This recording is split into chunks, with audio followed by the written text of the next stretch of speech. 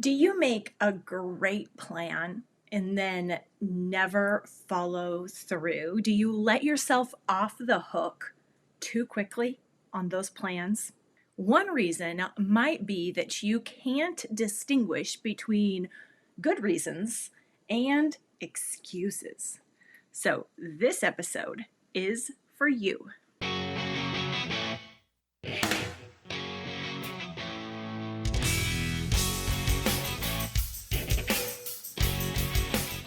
Hi, I'm Mystie Winckler, author of Simplified Organization, Learn to Love What Must Be Done, and homeschooling mom of 5 with 2 graduates, 2 high schoolers, and a middle schooler.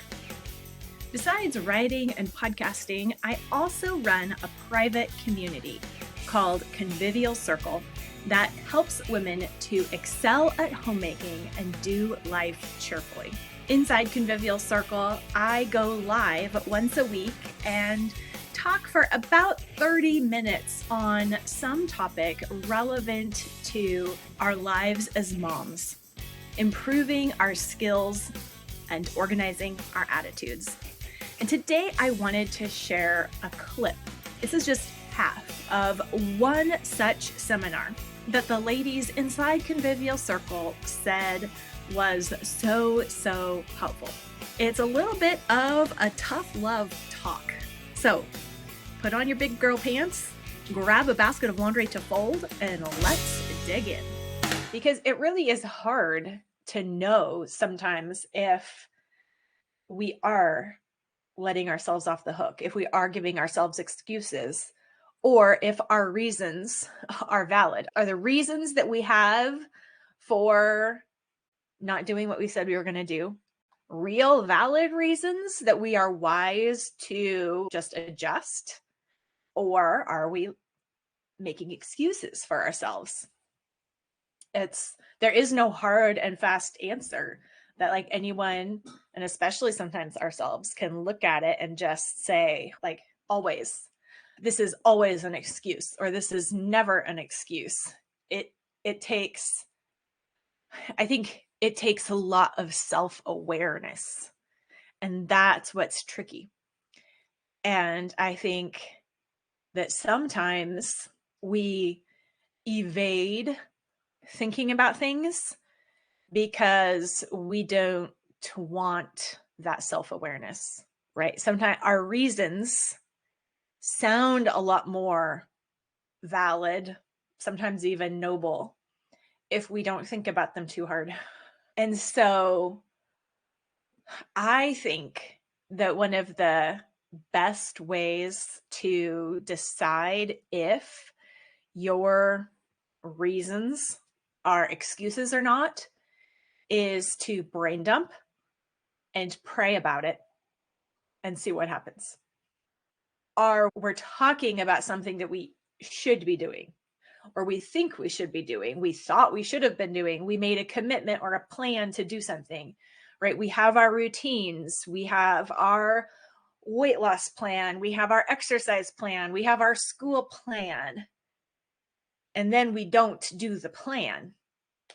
And our minds are always ever eager to fill in the reasons. And just because our brains give us reasons for what we want to do doesn't mean we have to believe them.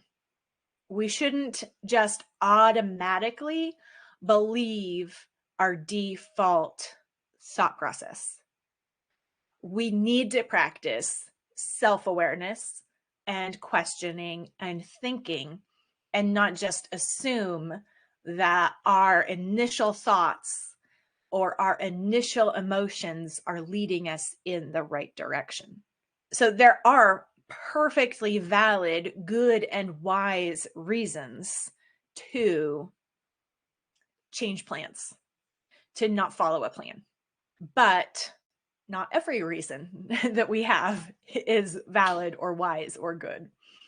And the only way to tell the difference is to think about it and be honest with ourselves about it. Being able to think about something with reflection and honesty is very much helped by the brain dump. where instead of keeping it in your head, you put it onto paper and you can see the thoughts instead of just letting them roll and letting them churn emotion. It makes them a little bit more objective, a little bit less personal to see them on paper, and it helps our brain think about it rather than just hold on to it. And what you're thinking when you are assessing your situation and what direction you need to go. So let's use tired as an example. So I'm too tired to do the dishes. I'm too tired to do the laundry. I'm too tired to do the school day. Whichever thing is next on your plan to do, and you're saying, I'm too tired to do the next thing, then what are you going to do with that? If you're tired and you're choosing to not do X, what is Y that you are doing instead? You're saying no to something in order to say yes to something else. And what is the yes that you are choosing instead? Bad yeses would be self-pity, just zoning out in some kind of escapist form, which that could be your phone, that could be TV, but it doesn't mean every time you use your phone or every time you watch TV, it's necessarily escapist, right? We have to just be aware and honest and assess where we're at. Are we choosing to ignore our lives? It's just, I can't even think about it. And then we're choosing something that's really not restful. It's just disconnecting. That is actually an indication that we need to figure out what's going on. And it's okay to be legitimately tired. That means that we should probably be resting more and like real rest that's actually refreshing. And there are times it's when you're sick, it's, yeah, you can't do as much. You have to adjust the plan and you have to adjust your expectations. You need to sleep more. If you don't get a good night of sleep, like that should influence your expectations for yourself and the day. And we need to be building in realistic breaks. And so restful routines has a lot on that kind of setting up our daily patterns. If you really need to work on that, you might just listen through the restful routines lesson. Yeah, that's true. Joanna says that I get embarrassed when I see the excuses written out, which is motivating in its own way. That's especially hard when, like me, you make overambitious plans. It's like, if I just make it a habit of an overambitious plan that's totally impossible to do 100%, I can do 70%. 70% still really productive, but I get to be off the hook for whichever 30% I'm avoiding. And like at some point, what I'm avoiding, I just have to actually make the top thing. But this is where reviews are super helpful because it really comes down to self-awareness. And when we take the time to look over our plan every evening and set the agenda for the next day, or do that in the morning, whichever works best, and then do the weekly review and look back over and then make a plan for the next week, those are times that we have to be honest with ourselves. We should assume we're making excuses or we don't want to confront our excuses if we are avoiding those reviews. That could be one reason you're avoiding your weekly review or an evening review, is that you don't want to be honest about how you're actually spending your time or how you're responding to your plan, how you're making your plan in the first place. And we just often have years of not expecting ourselves to follow our plans. And so it's going to take work and discomfort to get over a hurdle that we've never actually jumped before. And it takes strength to make a reasonable plan and then follow through on it. It takes training. It takes practice. It takes iterating both of the making of the plan and the doing of the plan and the iteration of the plan and adjusting on the fly, all of that takes strength, requires muscle in a way, as a metaphor, that we haven't worked. Then we feel discomfort when we work on either or both of those ends of our plan. And our brain immediately sends up like flares, like warning lights. And we have to determine, am I panicking just because I'm just not used to this, but I'm practicing, I'm going to get better, I'm going to increase my skill and stamina, but I have to work through this? Or is the panic and warning lights all going off because I actually have a fever and shouldn't be, like, this is just not realistic. This isn't where I'm at right now. Or I didn't sleep last night and I'm trying to act as if that doesn't matter. Am I actually taking my real circumstances into account? Or am I trying to ignore myself and act like I'm a machine? This goes along with the whole organize your attitude, alignment card statements, to just put the truth in our brains, let it sink into our hearts, is the reality that our default are not necessarily trustworthy. We don't want to function on default mode only.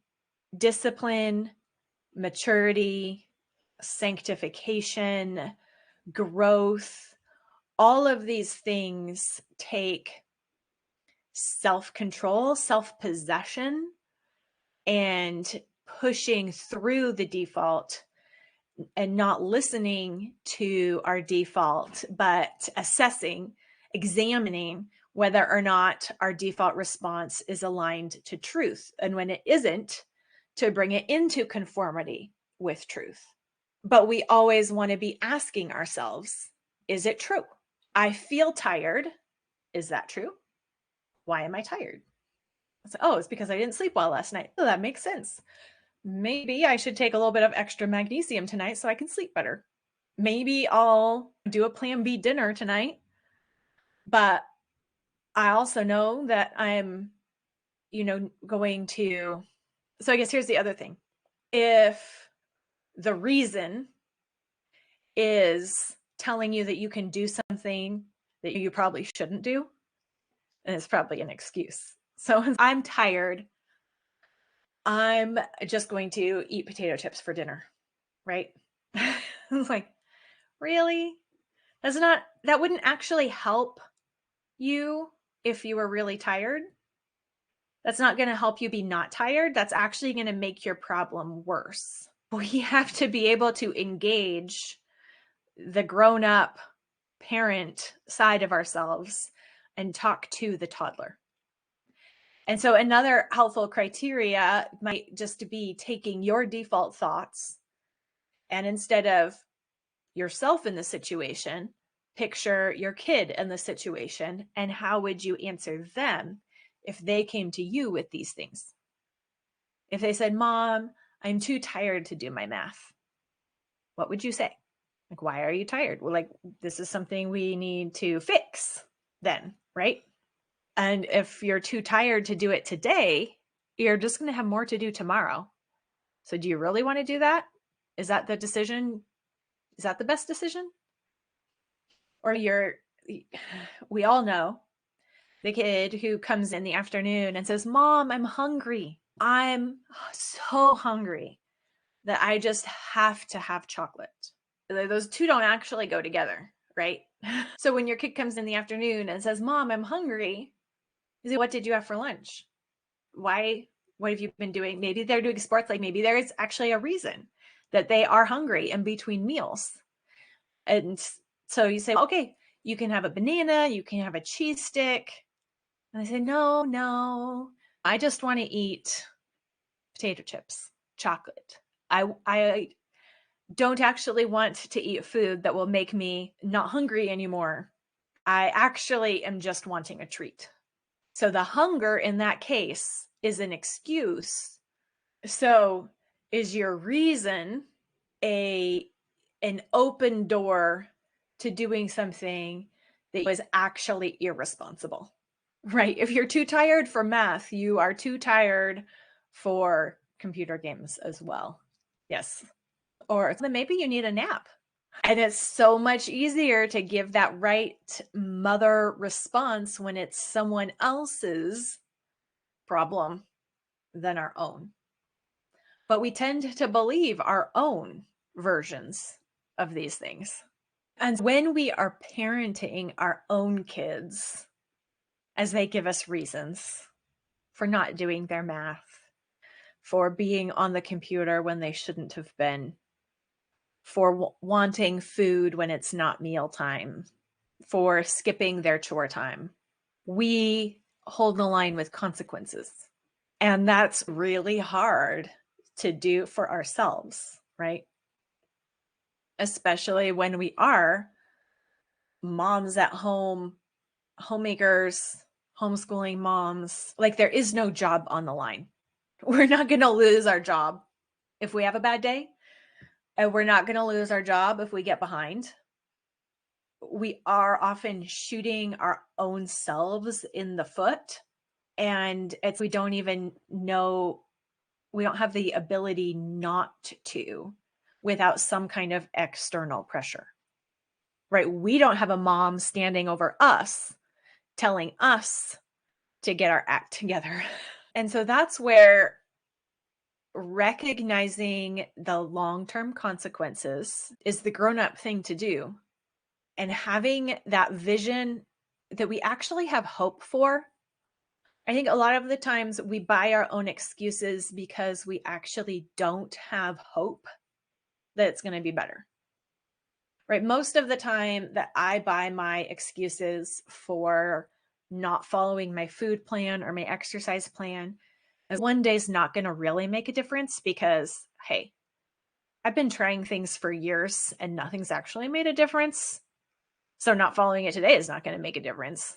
And then that makes it super easy to buy the excuses, right? This is why kids with math will say, but I'm never going to use algebra again. This isn't going to make any difference in my life. It's the same. So I say, okay, in this situation, am I behaving like a grown up or am I behaving like a 12-year-old who basically, the 12-year-old who always has all the logical questions and reasons for not doing the right thing, who wants to argue every point.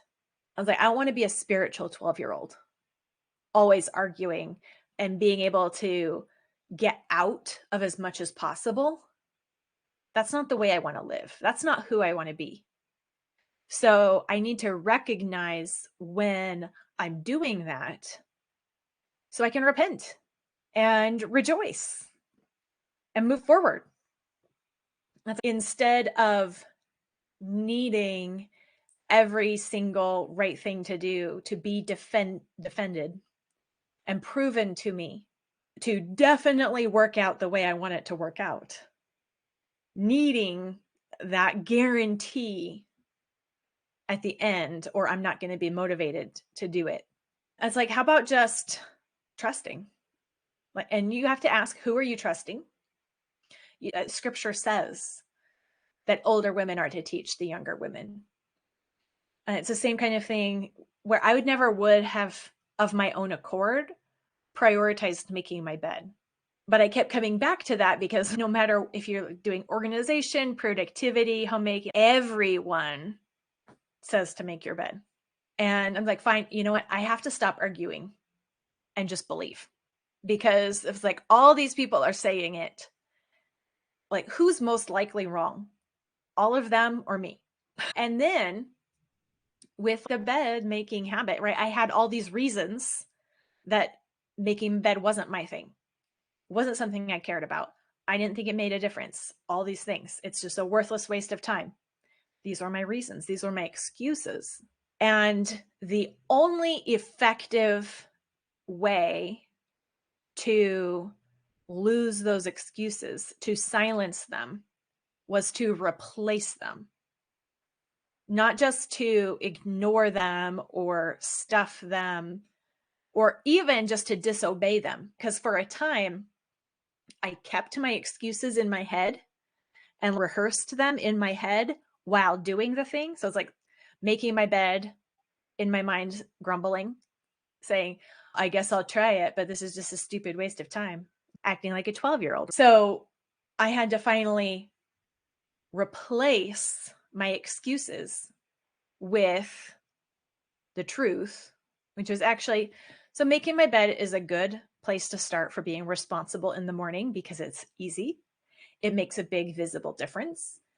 The bedroom does look nicer with just the bed made, even if I don't spend any other time doing anything. And I changed the story. And we have to do that with our excuses also.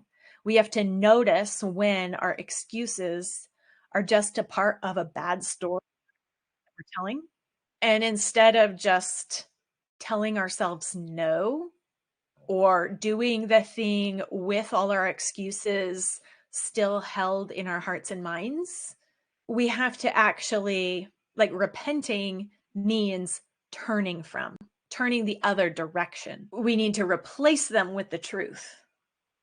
We have to be filling our minds with the true version of our lives, of our responsibilities, and say, you know what, it actually is going to make a difference. I might not see it now.